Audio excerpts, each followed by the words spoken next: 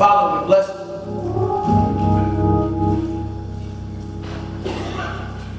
And we love you. We've sang, we've given, heard our announcements, but now it's time for the word. For man shall not live on bread alone, but every word from the mouth of the living God. Prayer us now, God, that we might be in a receiving mode. And then, as James said, help us not to be hearers, help us to be doers also. Now, as we've done since 1979, allow the words of my mouth, the meditation of my heart, be acceptable in your sight. God, you are my strength and my redeemer. I love you, Lord, in the name of Yeshua, the Christ. Amen. Amen. Jamal, would you come up and help me out with my bones, please?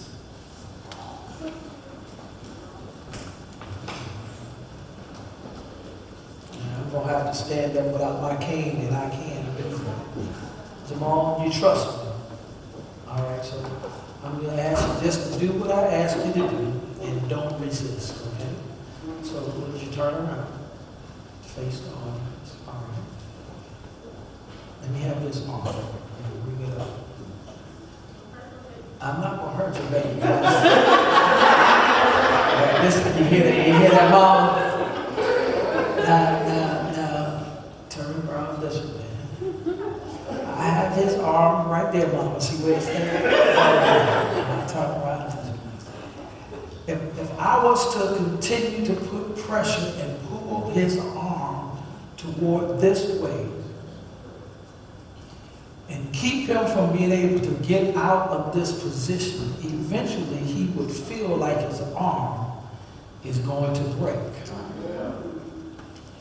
And if I told him to tap me, or tap his shoulder or his chest with his other arm when he's had enough. In other words, to submit that I have him in a position that he can't get out of. Then eventually he would tap your chest with that other arm. He tapped 3 times and I let him go. Because it would create so much pain that he could not take it anymore. Jamal, turn this way. Put this arm up. If I was to put him in a chokehold, Jamal, tell Mama you can breathe. If I was to pull tight enough, he would either tap or go to sleep. If he tapped, Jamal tapped. That means let me go because I want to breathe. Thank you, Jamal. He would submit. And in that case, he would submit because he wants to breathe. Because he realizes that if he can't breathe, that he could die. It takes breath, the breath of life that God gave us to live. Now, Mama was concerned, as she should be. And Sister Jasmine, I wouldn't hurt you. I wouldn't hurt your babies. I would hate to have to deal with the retaliation. And then you would pray. Sometimes, church, Facebook, God will allow us to get into a position that it hurts hurts so bad that we have to submit to his will.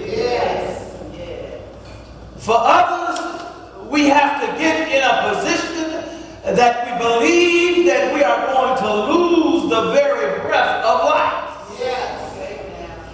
Maybe on our hospital bed, maybe in our room, maybe in a car accident, but we believe that we are about to leave here. And because of that, and the fact that we want to stay here, we submit to his will. Ephesians chapter 5. Someone to tell me what page that is in the Pew Bibles. I'm going to read verses 1 through 21. You can read along with me. I'm going to ask you to remain seated. We know that in the days of old they stood in honor of the word, but due to the demographics of our congregation, we're going to ask and allow you to remain seated. And those of you that are able to stand, I ask you to give a hug to one of those folks who are considered to be seniors and tell them thank you. Ephesians 5, page 619 in the Pew Bibles. We're reading Facebook from the New King James Version. You should be able to find it quickly on your smart device. Ephesians 5, beginning at verse number 1. Again, reading from the New King James Version of the Bible. These are words that Paul wrote to the church of Ephesus. Ephesus is in what we know as Turkey. Turkey is in what we know as Europe. I'll talk about that in a minute, Rick. But Paul is writing to converts of the way, who were called Christians in Antioch, which is also in Turkey. Therefore, be imitators of God as dear children, and walk in. Y'all gonna help me out?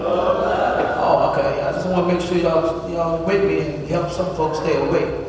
And walk in love, as Christ also has loved us and given himself for us. That's a lot of love, isn't it? An offering and a sacrifice to God for a sweet smelling aroma. Did you see the word sacrifice in there?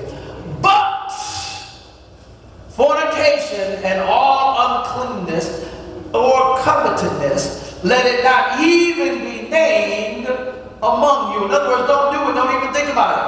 As is fitting for saints. Neither filthiness, nor foolish talking, nor coarse jesting, which are not fitting, but rather giving of thanks. Don't be doing all of that, but give thanks to God. For this you know, that no fornicators, unclean person, nor covetous man, who is an idler, has any inheritance in the kingdom of Christ and God. Let no one deceive you with empty words, for because of these things the wrath of God comes upon the sons of disobedience. Don't let nobody convince you to do that naughty stuff. Therefore, do not be partakers with them. Somebody said misery loves company. Folks who will get in trouble love to have somebody to get in trouble with. And in most cases, they want somebody that they can blame. Verse 8, for you were once what? Yeah, stay with me, stay with me, stay with me. You were once darkness, but now you are in the Lord. You're not light on your own, you light in the Lord. If you don't let the Lord shine through you, then you are still in the darkness. Thank you. Walk as children of, well, the fruit of the Spirit is in all goodness, righteousness, and truth, finding out what is acceptable to the Lord, and have no fellowship with the unfruitful works of darkness, but rather expose them. Don't do it, but expose For it is shameful even to speak of those things which are done by them in secret. But all things are exposed as made manifest by the light. For whatever makes manifest is light. Therefore he says, awake, you who sleep, arise from the dead, and Christ will give you light. See then that you walk circumspectly, not as fools, but as... Don't be foolish. Redeeming. Are y'all helping me read? I want you to stay with me. I want to make sure you read the same thing I'm reading. Redeem the time, because the days are evil. Therefore, do not be unwise, but understand what the will of the Lord is. Understand what? The will of the Lord is. The will of yourself. The will of your spouse. The will of your children. He said the will of the Lord. And do not be drunk with wine. Didn't say don't drink wine. He said don't be drunk. In which is dissipation. But be filled with the Spirit. Be filled with the Spirit. Speaking to one another in psalms and hymns and spiritual songs. Singing and making melody in your heart to the Lord. Giving thanks always for all things to God the Father in the name of the Lord Jesus Christ. Read verse 21 with me. Submitting to one another in the fear of God. Submitting one to another in the fear of God. Rick, I got 11 minutes to try to preach this sermon. Overcoming the resistance to submit. Overcoming the resistance to submit. If you notice in the illustration for the bones, that at first I had to ask Jamal to submit to what I was about to do to him. I asked him, did he trust me? He said yes. And even though he said yes,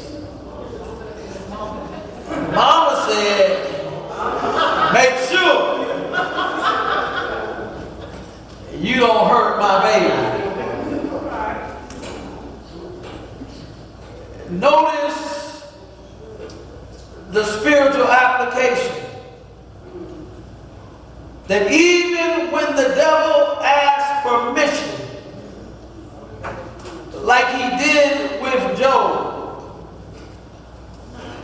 God still says, don't you spiritually hurt my child. The devil asks, do you trust your child? And God says, yes, I trust my child. It's you, devil, that I don't trust, so I'm giving you parameters. And what that means is that God gives access. But that access is with parameters. And while that access might involve physical sickness, while it may involve losing some material things, ultimately God says that you cannot have my child.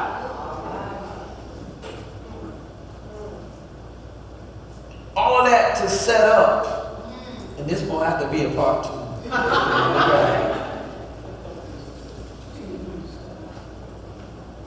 Overcoming the resistance to submit.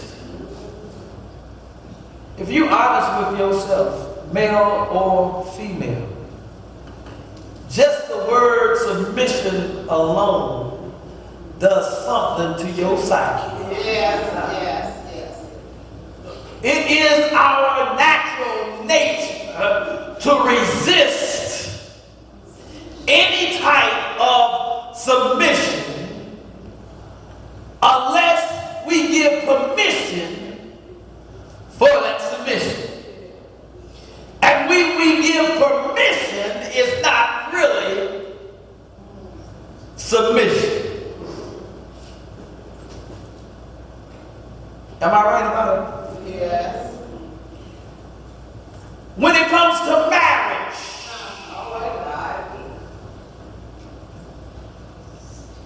the average woman does not want to hear the word submission. All right.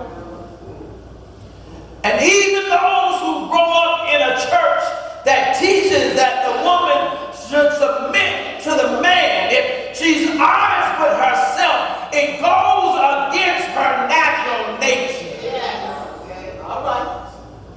And she might learn how to go against her natural nature just to please her husband in an effort that she might please God. All right. Okay. But if the truth is told that at some point she feels like she's giving up something, that she's losing something, that she's losing a part of herself, in order that she might be aligned with God. I'm going to give you some history and we're going to pick this up on next week. And we started on time. Amen.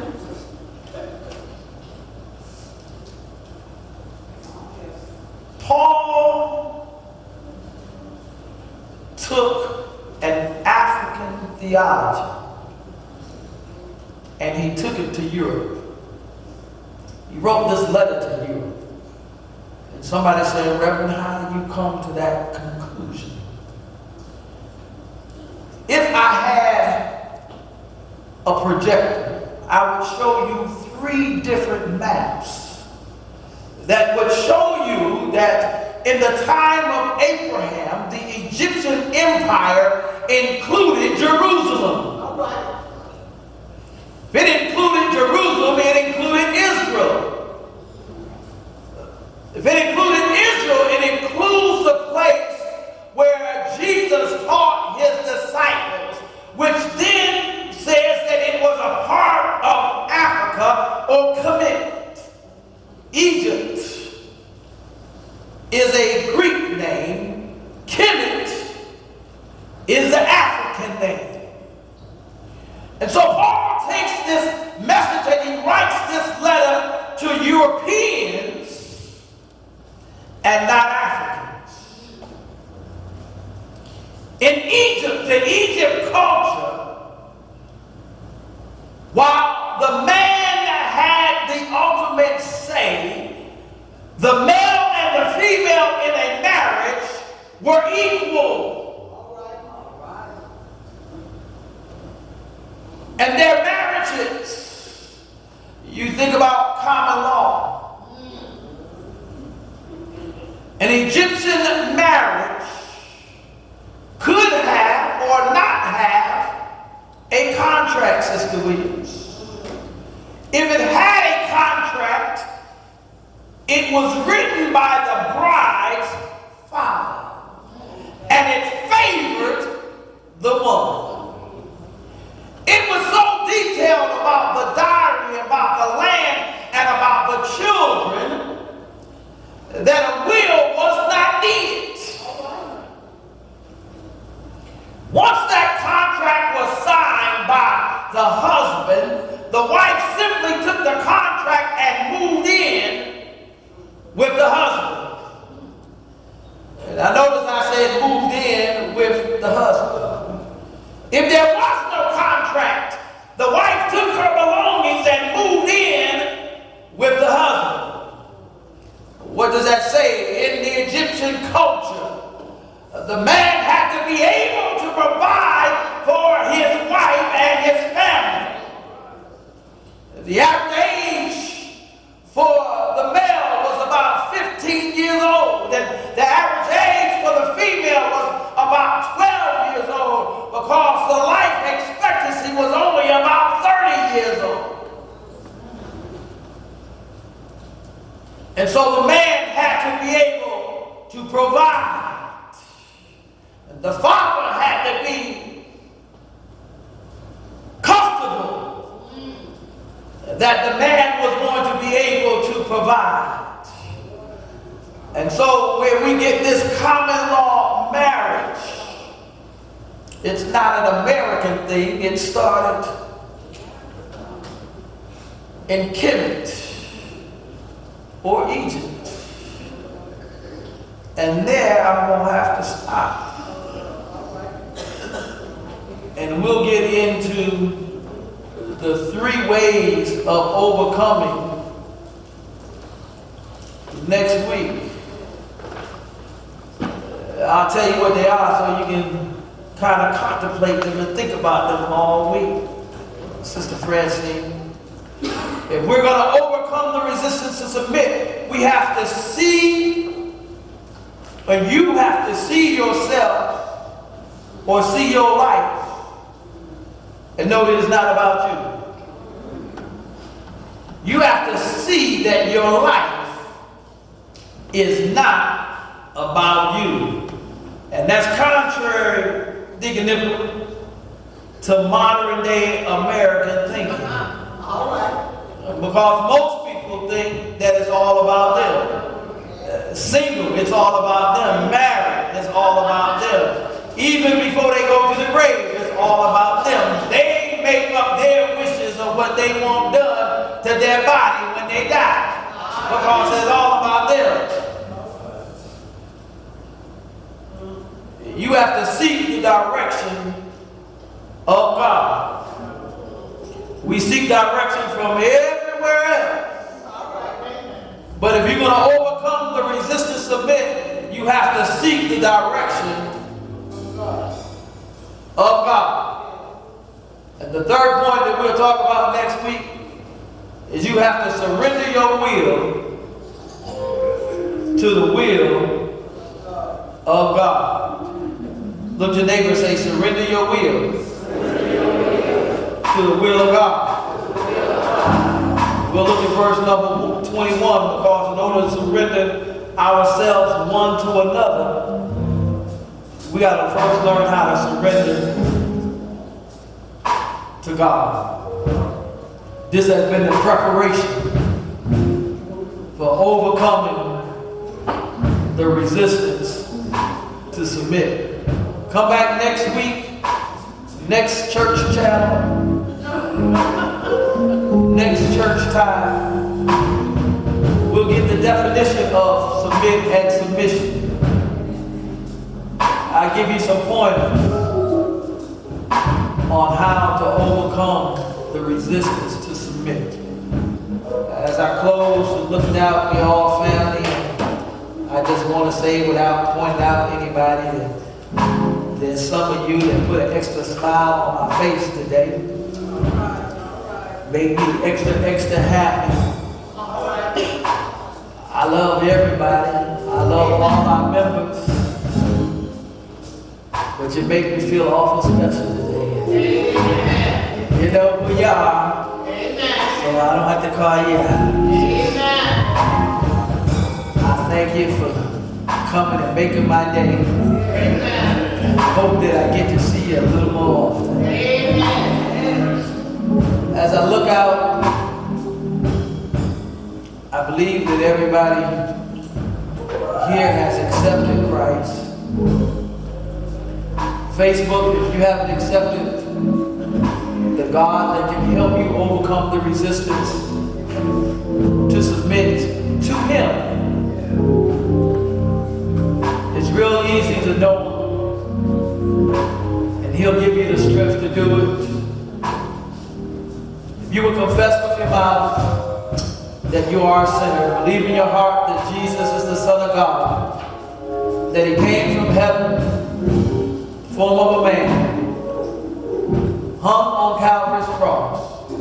died, rose again, and ascended back up into heaven from which he came, you can be saved.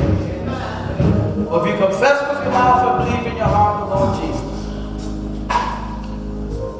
just put hashtag accept. Somebody get in contact with me. This invitation goes to everybody. Perhaps your resistance have been down. You haven't been taking the antibodies, what you need to keep your resistance up. You find yourself in a backslidden state. But if you have backslid, and I know they got there telling me, don't do it, don't do it. I don't care. Rick. They say don't do it. It's my baby. If you have